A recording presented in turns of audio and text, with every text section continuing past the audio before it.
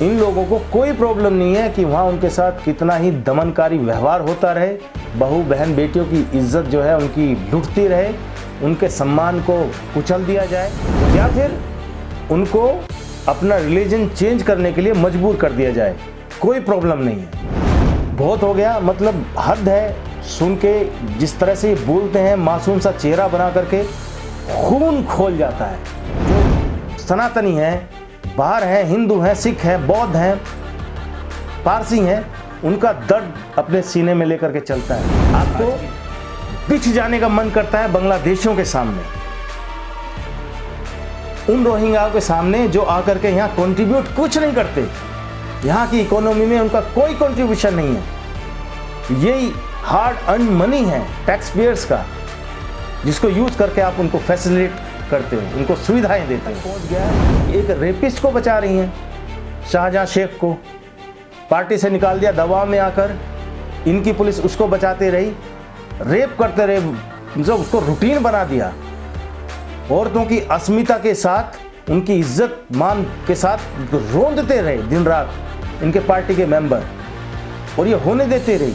और जो वो पकड़े गए, उनके सपोर्ट में आके खड़ी हो गई।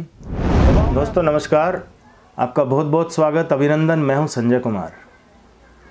किसी ने क्या खूब कहा है कि बर्बाद गुलिस्तां करने को बस एक ही उल्लू काफ़ी है। हर शाख पे उल्लू बैठा है, अंजामे गुलिस्तां क्या होगा। हर शाख पे उल्लू बैठा है, अंजामे गुलिस्तां क्या होगा। जब से सीएए का कानून लागू हुआ है देश भर में, तो कुछ चेहरे हैं जो सामने आए हैं और जिन्होंने इसका खुलकर विरोध किया है, तर्क के नाम पर कुतर्क दिए हैं। एक एक करके सबके बारे में बात करेंगे। सबसे पहले जो इस पे घोर आपत्ति है कानून को लेकर, वो असदुद्दीन ओवैसी को है। उसके बारे में ज़्यादा चर्चा करने की ज़रूरत नहीं है, क्योंकि बाकी लोग जो इसकी चर्चा कर रहे हैं, मैं ऐसा मानता हूँ कि उससे ओवैसी लाख गुना ज़्यादा अच्छे हैं। मैं सही कह रहा हूँ, वो लाख गुना ज़्यादा अच्छे हैं। क्यों अच्छे हैं? वो इसलिए अच्छे हैं कि कम से कम मतलब चेहरे पर चेहरा तो नहीं है, जैसा इंसान अंदर से है वैसा बाहर से दिखाई तो दे रहा है। तो उनके बारे में क्या चर्चा करनी, जब उनका मालूम ही है कि उनका जो बयान है वो ऐसे ही आएगा। नागरिकता भारत के किसी आदमी की तो जा नहीं रही है, उल्टे नागरिकता दी जा रही है। भारतीय वो मूल निवासी हैं, भारत उनका नेचुरल होम है। सनातनियों के लिए, सिख, ईसाई, बौद्ध, पारसी, इन सब के लिए भारत एक नेचुरल होम है। इन लोगों को कोई प्रॉब्लम नहीं है कि वहाँ उनके साथ कितना ही दमनकारी व्यवहार होता रहे, बहू बहन बेटियों की इज्जत जो है उनकी लुटती रहे, उनके सम्मान को कुचल दिया जाए, ज़बरदस्ती उनका धर्म परिवर्तन कर दिया जाए, या फिर उनको अपना रिलीजन चेंज करने के लिए मजबूर कर दिया जाए। कोई प्रॉब्लम नहीं है। लेकिन अगर वो सम्मान से भारत में आकर के जीना चाहते हैं तो इनको घोर आपत्ति है। लेकिन इनके बारे में कम से कम ये तो है कि ये जो डबल स्टैंडर्ड है, ये तो लेकर के नहीं चलते। उनका तो साफ है, सबको मालूम है कि इनका बयान यही आएगा, और ये क्या चाहते हैं ये भी बार बार इनके बयानों से साफ होता आया है। लेकिन दूसरी तरफ देखिए आप केजरीवाल को। सबसे पहले जो केजरीवाल कह रहे हैं सीएए कानून को लेकर, वो सुनना बहुत ज़रूरी है। कह रहे हैं कि भाजपा ने अगर काम किया हुआ होता तो वे अपने काम के आधार पर वोट मांगते, ऐन चुनाव के वक्त पर सीएए क्यों लेकर के आ गए। अरविंद केजरीवाल से कोई पूछने वाला हो कि जब ये सीएए आ रहा था, उस वक्त जो इनको विरोध में जो शाहीन बाग बन गए थे जगह जगह, उनको बिरयानी खिलाने कौन जा रहा था? आप और आपके विधायक वहाँ बिरयानी खिलाने जा रहे थे कि नहीं जा रहे थे? वहाँ एक शर्जील इमाम नाम का इंसान आसाम को भारत से अलग करने की खुले मन से बात कर रहा था कि नहीं कर रहा था? भारत के टुकड़े करने की बात कर रहा था कि नहीं कर रहा था? और उनके साथ आप खड़े हुए थे। और अब जब बांग्लादेश, पाकिस्तान और अफगानिस्तान में जो सनातनी हैं, अगर वहाँ परेशान होकर के उनका जीवन वहाँ संकट में है, अगर वो अपने नेचुरल होम में आना चाहते हैं तो इनको तकलीफ हो रही है। अब कोई इनसे पूछे, केजरीवाल साहब, आप ही के दिल्ली में जो टीचर अपने रोजगार को लेकर के वहाँ धरना प्रदर्शन आपकी एजुकेशन मिनिस्टर के बाहर कर रहे हैं 50 मीटर दूर, उनका दर्द देखने के लिए कितनी बार गए आप? आपके मंत्री कितनी बार उनसे मिलने के लिए गए? आप वो रात में वहाँ पर ठिठुर रहे हैं, उनके रोजगार पे संकट है, बता रहे हैं कि 2-2 साल हो गए उनको सैलरी मिले हुए, कैसे अपना घर चला रहे होंगे। उनकी एक बार भी फिक्र आपने जताने की कोशिश की, मिलने की कोशिश की? वो बाहर ठंड में बैठे रहे और आपके मंत्री, आपके अधिकारी आराम से अपना घरों में सोते रहे। शिक्षक क्या कह रहे हैं ये आपको सुनना चाहिए। आप सुनिए वो क्या कह रहे हैं। महिला शिक्षक होकर और आज सड़कों पर आधी रात को इस तरीके से बिना किसी छत के ठंड में ठिठुर रहे हैं, और केजरीवाल और हमारी शिक्षा मंत्री यहाँ से 500 मीटर की दूरी पर अपनी चादर लिए आराम से अपने कमरों में, महलों में सो रहे हैं। हमारे ना तो पास कोई सैलरी है 2 साल से। आप अपना घर एक बार चला के दिखाइए बिना सैलरी के, बिना पैसों के। मरने को मजबूर हो गए हैं, किराए पे रहते हैं, ना किराया देने को हमारी कोई हैसियत रह गई है, हमारे पास कोई पैसा नहीं है। ये हालत है जब आपके अपने उसमें टीचर्स जो है वो इतनी परेशानी में है, मुश्किलों में है, उनकी चिंता आपको नहीं है। लेकिन बाहर से जो लोग यहाँ पर आ जाएंगे, यहाँ के सनातन जिनका नेचुरल होम है, मैं बार बार कह रहा हूँ ये उनका नेचुरल होम है। कहीं भी अगर वो सताए जाते हैं दुनिया भर में कहीं भी, तो हिंदुस्तान उनका नेचुरल होम है। भारत अगर उनको शरण नहीं देगा तो आप बताएंगे वो जाएंगे कहाँ? अरविंद केजरीवाल जब बोलते हैं तो 5 में से 3 सेंटेंस तो इनके ऐसे झूठ होते हैं। एक चूरन जो खिलाते हैं पब्लिक को, समझते हैं कि सामने वाली जो पब्लिक है बिल्कुल भोली भाली है, बेवकूफ़ है, पता नहीं क्या सोचते हैं ये। भारत में बड़ी संख्या में लोगों को यहाँ पर लाया जाएगा। कौन लोग? जो अल्पसंख्यक है वहाँ पर। परसिक्यूटेड नहीं बताएंगे कि वहाँ पर जो सताए हुए लोग हैं धर्म के नाम पर, उनको भारत लाया जा रहा है। और लाया क्या जा रहा है? 31 दिसंबर 2014 से पहले जो लोग आ गए हैं उनको नागरिकता देने का काम कर रही है भारत सरकार। वो उनमें से ऐसे ऐसे लोग हैं, आप हैरान रह जाएंगे सोच के कि वहाँ से आए हुए, पाकिस्तान से आए हुए एक MBBS डॉक्टर की डिग्री है उनके पास, और वो मजनू टीला के पास में जहाँ ये लोग रहते हैं वहाँ पर बूट पॉलिश करके अपना गुजारा कर रहे हैं। क्यों? क्योंकि वो यहाँ के नागरिक नहीं हैं अभी तक। शुक्र है कि अब भारत सरकार ने उनको नागरिकता दी है तो शायद अब सम्मान से वो जी पाएँ।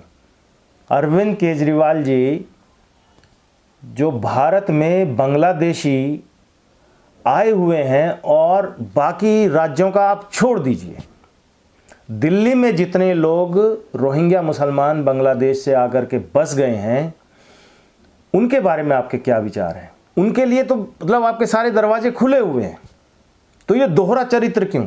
आपको बोलना है तो दोनों तरफ बोलिए। उनको भी कहिए कि आप जो है बाहर से यहाँ पर लीगली आ गए हैं, घुसपैठ करके आए हैं, निकालिए उनको बाहर। अगर दम है आप में और आप में रीढ़ की हड्डी कुछ बची हुई है तो उनको निकालिए बाहर। लेकिन वो आप नहीं करेंगे। आपको ईडी के संबंध से अगर आपको भागने से फुर्सत मिल जाए तो आप देखिए, आपके एक विधायक है अमानतुल्लाह खान, क्या किया उन्होंने वक्फ बोर्ड में? हाई कोर्ट ने सुना है उनको अभी खरी खरी खूब, सदस्यों की भर्ती करी, पैसा बटोरा। जो वहाँ की ज़मीन थी वक्फ बोर्ड की, वो किसको बसाया उस पर? और फ्री में नहीं बसाया। आरोप है कि खूब अच्छा मोटा माल लिया गया। आपकी ज़बान है कि हिलती नहीं। आप जितनी मासूमियत से ये जो आप जब बात करते हैं, कोई पूछने वाला नहीं, ताशने वाला नहीं, मीडिया कर्मी आपसे एक सवाल नहीं करते,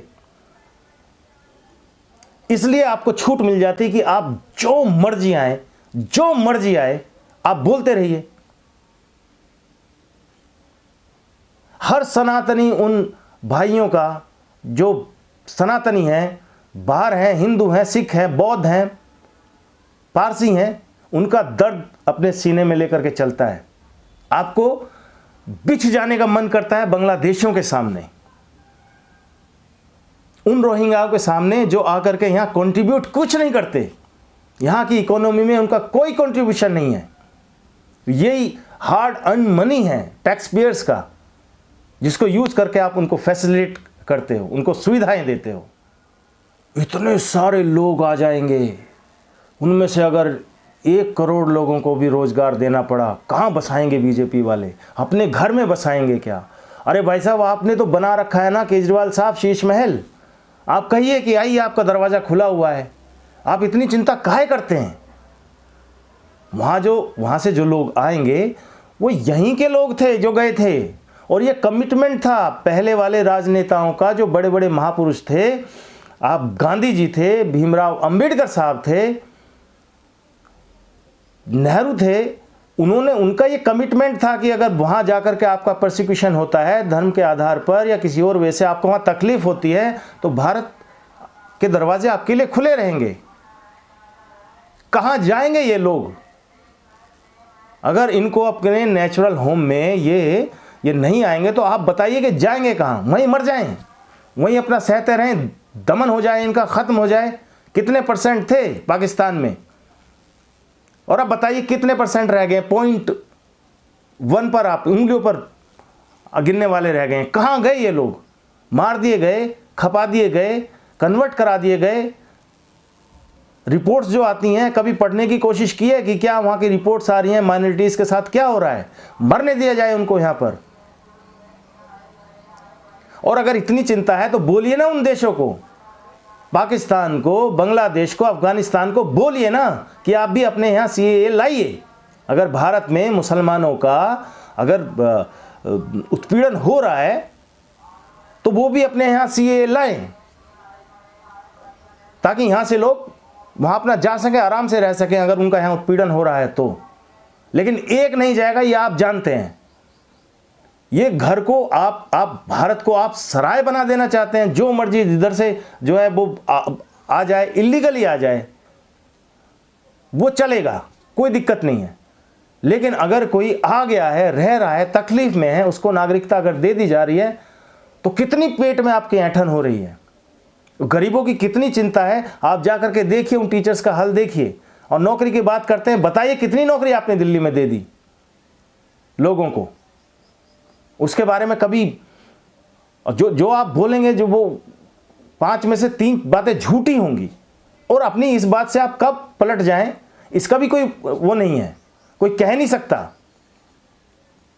आप कल को जब इनके जितने शरणार्थी आए हुए हैं यहाँ पर, और जिनको नागरिकता अब देने जा रही है गवर्नमेंट, जाइएगा मत।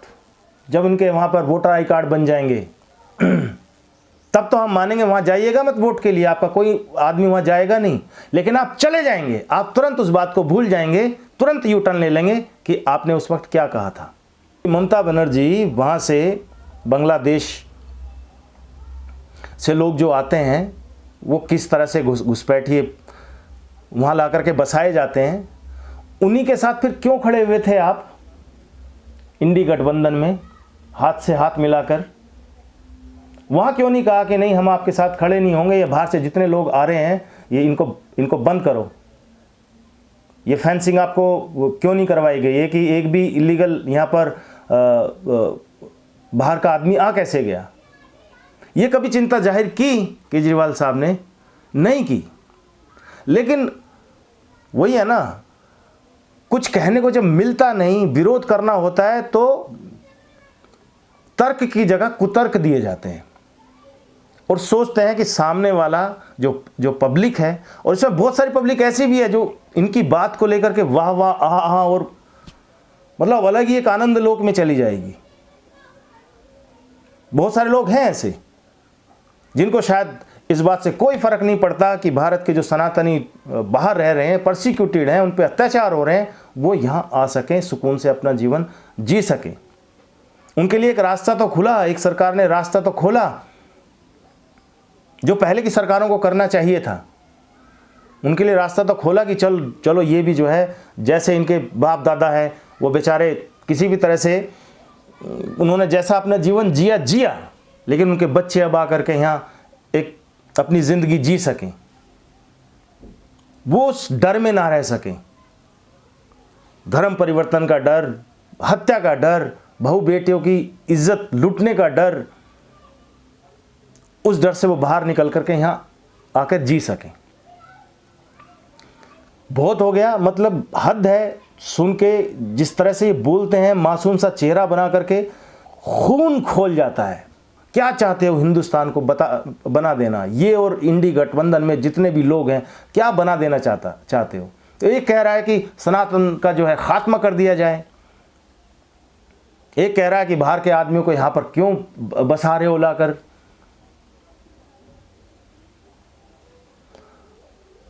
मैं तो गवर्नमेंट से अपील करता हूं कि ये जो बैरियर है 2014 वाला, हटाइए इसको, बहुत ज़रूरी है। दुनिया भर में रहने वाले सनातनियों का नेचुरल होम है भारत। ये बैरियर लगा करके जो लोग रह गए वहाँ पर, जो अभी भी जिनकी संभावनाएं हैं कि वो प्रोसिक्यूट किए जा सकते हैं, उनके लिए भी खोल दीजिए। मत ध्यान दीजिए इनकी बातों पर। यही करते आए हैं ये लोग यहाँ पर। इनको सिर्फ वोटों के गुलाम हैं, सही और गलत से इनका कोई लेना देना नहीं है। कल आकर के क्या होगा क्या नहीं होगा, जब बाहर के लोग, बाहर के रोहिंग्या और इस तरह के घुसपैठी आकर के करोड़ों लोग यहाँ पर आकर के बस जाएंगे। आप स्थिति का अंदाज़ा लगा सकते हैं। क्या इतिहास से सीखते नहीं है कि जहाँ जहाँ भी ये लोग गए, क्या क्या यातनाएं भुगतनी पड़ी और किस किस संस्कृति और पे अटैक हुआ और क्या क्या हुआ?